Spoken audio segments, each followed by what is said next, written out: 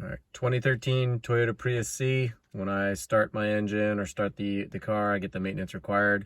I did the maintenance myself. I'm going to see if I can reset this. So the manual says, if you've got it on page 353, I've got the model with the key, not the smart start.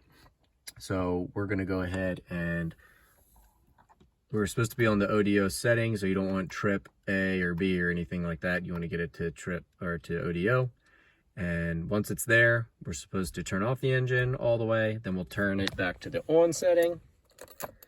And then we were supposed to press the trip button 3 times while the screen loads up and hold on the third press. And the odometer should, somewhere it's going to say 0000. So let's give it a shot. So let's go ahead, off, on.